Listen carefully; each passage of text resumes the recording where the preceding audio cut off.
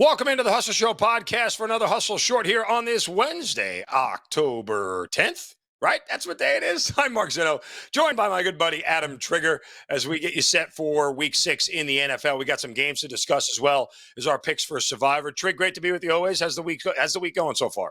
Mark, it's actually going great. I can finally come on here and say that and mean it. 8-1 of my last 9 football picks. Had a really good weekend across NFL and college. Nice 2-0 last night with Middle Tennessee State and Liberty both getting it done. So, so things are going awesome. And if I could hit a playoff baseball bet, it'd be going even better. So maybe the Dodgers will get that done for me tonight. We'll see. And it is Wednesday, October 11th. My days are all starting to run again. I never know what day it is either, Mark. I know. I can tell what day it is based on like where we're at, like in talking about games for the week. Yes, but I wouldn't have been able to tell you it was the 11th either. It just all blends in at this point. I start to know when lines start to move and things start to happen. Injury reports start to come out. I'm like, okay, it's got to be Wednesday. Anyway, let's look at the NFL week 6. We have 3 big double-digit spreads, and this will be good for some newer bettors and what you do with big spreads and how you handle them here. And we'll start with the game tomorrow night as the Kansas City Chiefs are laying 10.5 at home against the Denver Broncos. Just for reference, the other 2 games that we're looking at with big numbers, the Giants are getting 14 points from the Buffalo Bills, and it is the Miami Dolphins laying 13.5 to the Carolina Panthers. So let's get back to this AFC West matchup between the Broncos and Chiefs here. Notoriously, the Chiefs aren't covering big numbers and haven't for, the last season plus here. So anytime I see a double-digit spread for the Chiefs, I genuinely want to go the other way. I mean, if you look at the games that they've covered this year, right? They covered a 3.5-point spread against Jacksonville. They covered a 3.5-point spread against the Vikings. They lost outright to the Lions. Didn't cover against the Jets as a 9.5-point favorite. And the one big number they did cover was against the Bears, 41-10. But that may speak more about the Bears as an opponent than anything else. Still, that said here, when I look at this matchup, I know that Sean Payton, as bad as things have looked in Denver and as bad as their defense has looked, Sean Payton will have his team ready for this game and have them ready to go. The other hard part about this is that it's a short week. Like, do you really want to lay double digits on a team in a short week that didn't have the necessary time to prepare? Trig, I think that's, some of the factors that you look at when you look at a Thursday night game with a big number like this. Without something quirky happening early, i.e. a defensive touchdown for Kansas City or Denver making a bad turnover in their own zone that gives Kansas City advantageous field position, I'm not sure I could get comfortable laying this number here with the Chiefs. Well, yeah, and Mark, the one thing I'll say about the Broncos that I think has gotten lost in the shuffle when it comes to the Broncos is they have not been bad offensively. It's been their defense that's been the cause for this terrible start. And so if there was a scenario I'd want to be on the Broncos, it would be in a double-digit type dog scenario, because at least I feel like even if they're getting beat and they're going to lose the game, they can hang around close enough where they might be able to get within the number. As far as double-digit underdogs are concerned in general, I've always sort of targeted double-digit dogs as potential good bet-on spots. Like historically in the NFL, I think, once you start getting up to the double-digit underdog, they tend to do pretty good against the spread. Now, we'd have to call on our friend Ralph Michaels to give us the actual data of the percentages at which double-digit underdogs cover. But I know historically it's been decent. I can go kind of just racking my brain for spots this year. Obviously, we saw the Cardinals win outright as a double-digit dog a couple weeks ago. But I want to say, just going off memory, that they haven't been as good this season. And again, that's really just going from the top of my head at this point. I guess the reason I say that is we've got 3 this week. And Mark, I don't think I would be on the favorite in any scenario, including this Thursday night game, because, we kind of talked about it last week. I said, whatever you do, don't use the Commanders in your survivor pool. And Thursdays are quirky like that. The short week is the equalizer. Teams have less time to recover from injury. And so for that reason, I have no interest laying it with the Chiefs either, Mark. Yeah, very, very difficult spot here to lay a big number. You mentioned the Miami Dolphins and the Carolina Panthers. Miami laying 13.5, total set at 48.5. Here's the one thing that makes me want to pass on this game more than anything. And Bryce Young still hasn't proven that he can run an NFL offense yet. And that's my biggest hangup, that even last week in a game against 2 weeks ago, a game against the Vikings, like they couldn't score an offensive touchdown. Like this is not a team right now that I just can, even with the back door being open, feel like it could, to go out there and put together an offensive game plan that makes me want to trust them. Were they a little bit better against Detroit? Yeah, I suppose so. But I don't know. I just don't know that I want to back Bryce Young in any scenario, Trig. Yeah, Mark, I don't either, and it's too bad because if Andy Dalton was the quarterback in this game, I would probably be advocating quite hard for taking the two touchdowns with the Panthers. The reason being, I just think Dalton is more like far more capable of running an offense right now, and the Dolphins have not been good defensively. The Dolphins also have the Eagles on deck, so you kind of go back to last week. They weren't. I mean, they didn't cover easily against the Giants by any means. They certainly let the Giants hang around. I would say the Panthers are a little bit better than the Giants offensively right now, especially that Giants team who's still missing Saquon Barkley and Andrew Thomas. So, I lean toward the Panthers plus the points here, thinking that this number is too big. My only hangup is kind of in agreement with you. I just don't like Bryce Young. I don't want to bet on a team where he's the quarterback. And even though the Panthers are probably going to be able to move the ball in this game, are they going to be able to get any stops against this Miami offense? Because their defense is really banged up right now. And man, the Dolphins just keep coming offensively. It almost doesn't. I saw like A-Chain's on IR. Does that even matter? Yeah. They'll just throw someone else back there. Doesn't matter. So, I like the Panthers plus the points, but it's probably not going to make my card. And the other thing to remember, too, and here's the hard part for a team like the Panthers and backing them, one of the worst rush offenses in the league. I mean, they signed Miles Sanders in the offseason and has done absolutely nothing. They average 96 yards a game on the ground. Now, you mentioned the injury to Devon Achane and what that does for Miami, but they have a stable of backs, that can fill that role. I don't think it really hurts them as much as people think it does. And they've got some injuries at linebacker, Jalen Phillips, and things of that nature. I mean, look, the Dolphins' defense is bad. It's not a defense that you want to trust, but I don't. The Panthers' only way to cover this game is to be able to run the ball at some measure of efficiency, keep the Dolphins' offense off the field, and at a minimum, make sure you're taking points on every drive. Right? Like I know field goals probably aren't going to beat the Dolphins, but it's better than zeros, and that's the hard part here is that Bryce Young has been putting up a lot of zeros when it comes to the Dolphins' offense. All right, final game here with this big spread. Got to go to Sunday night and. How the New York Giants, after one season of the playoffs, got back into primetime every single week is utterly annoying. Coming off their loss in London, are back home laying 14 against the Giants. As you just mentioned, they got smoked by the Dolphins last week. And oh, by the way, the Giants in there getting smoked by the Dolphins and making it somewhat close. Remember, one of their touchdowns was a defensive touchdown, a 99 or 102-yard return for a touchdown last week. So they scored one offensive touchdown against a bad Dolphins defense. So Buffalo didn't like the turf, didn't like London, but they were due for a letdown spot last week after beating up on Miami 2 weeks ago, and then they had to go over the pond and play a Jacksonville team that had already been staying there for a week. So Buffalo bouncing back here, Trig, or what? So, I mean, from a winning the game standpoint, probably. However, it's not a great spot for Buffalo either. I mean, they're like you already said, they're coming back from London. And so then, obviously playing a primetime game, that's not ideal. But I guess what is ideal is that you get to play at home against the Giants, a team that is just a complete mess on both sides of the ball. They don't tackle. They do everything wrong defensively. They blitz and they don't get home. I mean, theoretically, Josh Allen should have a day here. Like he should have a huge game in this game offensively. For me, I want to jump in with the Giants at some point in the future, probably when Andrew Thomas and Saquon Barkley are back. I do think that there might be a little bit of okay, so Mark, the market right now is so down and in one direction on the Giants that the second they have something favorable, I'm going to want to bet on them, right? And I would say Thomas coming back, Barkley coming back, would potentially be favorable things to happen for them. But until something like that happens, I don't even think I can take a huge inflated number with this team. I've already been burned on them twice. I backed them against the 49ers and the Seahawks, lost both of them. I faded them against the Cowboys and I won that one. So for me here, it feels like Giants plus the points is the value side. But unless they get those two back, and what I will say though, Mark, let's say Daniel Jones gets ruled out.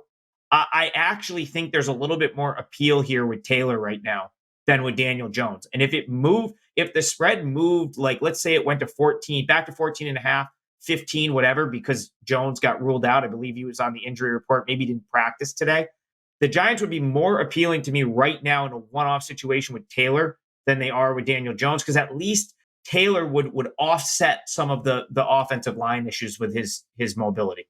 No, I think it's fair. And again, Buffalo having no tape on Tyrod Taylor and what he is and what they would do with him offensively. Only the Giants know that to this point. So it is a slight advantage there. All right. We will continue our here looking at survivor picks for week 6 in the NFL. You and I, started out the season right where we wanted to be with survivor. We talked about the Commanders not doing them last week. I mean, look, if you've burned the Chiefs, if you've burned the Eagles or the Bills at this point, you're going to have to look for some other options, right? If you burn the Dolphins, you're going to have to look for some other options other than those big spreads that are out there. The one that you and I talked about that's probably going to be most appealing to most people is going to be the Rams at home laying 7 to the Cardinals. Mm-hmm. Now, I would argue here, while I like it, I don't know if I love it. One, it's a division game. You kind of want to try to stay away from them if possible. 2, are the Rams good enough to be 7-point favorites over anybody?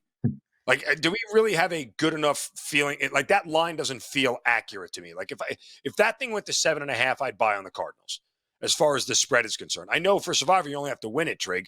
But the point simply is you have to evaluate the line in Survivor as well for more than just what the number is, right? I mean, look at Detroit and Tampa Bay. That's a stinky line that the Lions are only favored by 3. They were just favored by double digits last week, and now they're favored by 3. I get they were home, but, that line doesn't make sense to me. The Rams line feels a little bit high. I'd probably put this more at like 5 or 5.5 for this game. That said, I think that's going to be the one pick that everybody gravitates toward. Yeah, which is a problem when it comes to Survivor. So, listen, I want to go at this a little bit different than, Brian Power and I started talking on this short about Survivor yesterday, where I kind of went game by game. And now I want to start to talk strategy a little bit. I've been fortunate enough, CT Bets, Chris Thurston and I have gotten inside the final 100 in Circa Survivor the last 2 years. Of course, we have $0 to show for it, but we've made it to the top 100, which is pretty impressive. And I think we've done so by using like a certain thought process. And here, like, if you have multiple entries, I wouldn't be trying to put more than one on the Rams. And I'm less inclined to use the Rams because of something you just said. I think a lot of people are going to gravitate toward it. And because of that, far lower pick equity in the Rams. And it's like, okay, you've just pretty much laid out nicely the reasons why you might not want to bet the Rams. Might not want to back the Rams in Survivor. The only way I would be more inclined to do it is if I was going to have less of the field on that bet. The more of the field that ends up on it, the less appealing it is. Like, let's just the less appealing it is to take a shot with the Rams if everyone's going to take a shot with the Rams. Like, that you should always sort of keep that in mind. Now, if we're going back, let's just talk Survivor this week. I think if you were fortunate enough to use the Lions last week, now I know you have to start, if you're playing Circa Survivor, you've got to keep certain holidays in mind. But if you have the Dolphins, this is probably a good spot to use them. Even though I said I like the Panthers plus the points, if I had Dolphins money line in my pocket right here as a 2-touchdown favorite with some of the other options that are sort of out there this week, I'd probably use the Dolphins. I think same thing with the Bills too. Go ahead, Mark. I want to see what you have to say there. Well, no, I would agree with you. I would use the Dolphins if you have them available. That's probably the easiest one on the board. If you can get past the Thursday night short week and you still have the Chiefs, it works out that they would be another decent option as well. But again, that Thursday night thing is there. I was going to ask you more about your feeling about San Francisco if you still have them this week against Cleveland, particularly if we get no Deshaun Watson and it's Dorian Thompson-Robinson starting for the Browns.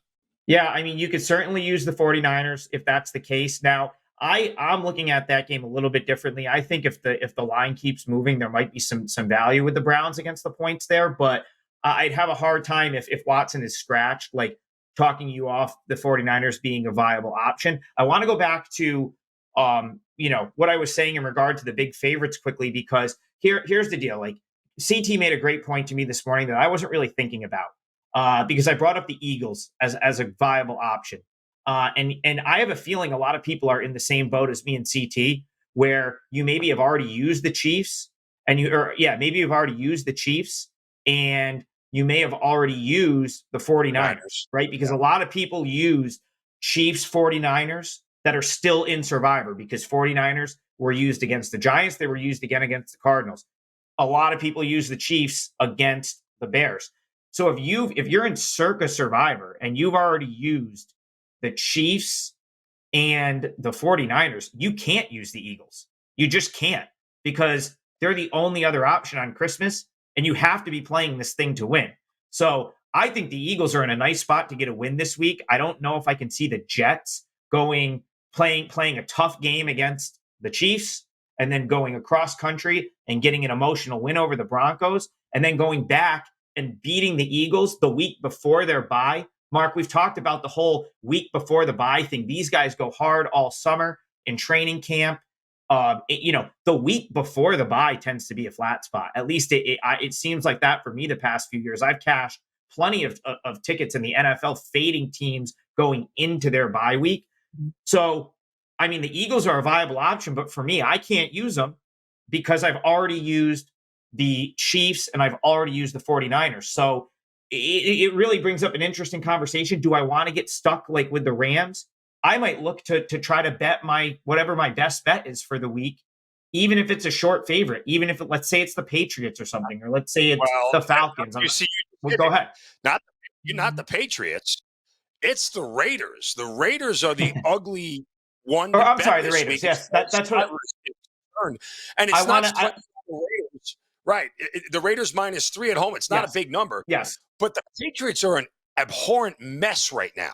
And as long as I know that Mac Jones is going to start again, that's my biggest concern. Like that Mac Jones may be either not start or may get pulled in the game, and it could change things for the worse. If I knew that Mac Jones was playing all 4 quarters in this game, I would absolutely look at the Raiders in Survivor as a viable option. In reality, the Raiders' 3 losses came to very good teams in Buffalo, Pittsburgh, who's got a great defense, and on the road to the Chargers, a divisional opponent. They took care of Green Bay on Monday night, and they took care of Denver.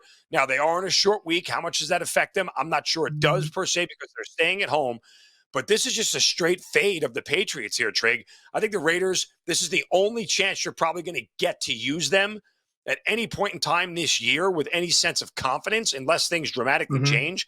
The Las Vegas Raiders, and you're catching the Patriots at their worst point. They've scored a combined 3 points over the last 2 weeks. They've been outscored 72-3 in the last 2 games. And I just don't know that this team is going to get better anytime soon. It'll be an ugly 3 hours, but buckle in and take the Raiders in Survivor, if you ask me. Yeah, I mean, and I want to say I misspoke. I meant the Raiders earlier. Right. One thing, I've said it on the show a million times, you can't take an underdog. You cannot take an underdog in Survivor. That's a minus EV type thing to do. So you should never do that. So the Raiders now up to, I believe, a 3-point favorite. Listen, this is what I'm saying. It's like, let's say you love the Raiders this week. I'm not sure if I'm there yet, but like, let's just for argument's sake say the Raiders is a side you love. It's your best bet for the week. Don't be, this would be probably the time to say, okay, I've just got to hit my best bet in Survivor and use it, because like you said, not many chances to use a team like the Raiders, and it gets you out of some of the other situations. We talked about the Jaguars. Chances are, if you're in Survivor, you still have the Jaguars available, because if you use them, it was probably against the Texans. You're already out. But I don't know if I want to use the Jaguars coming off back-to-back weekends in London. I don't think Minshew's a drop at quarterback. I don't think he's worth. I don't think Minshew or Richardson really affects the number. So for me, like, I'm starting to rule out some of these options.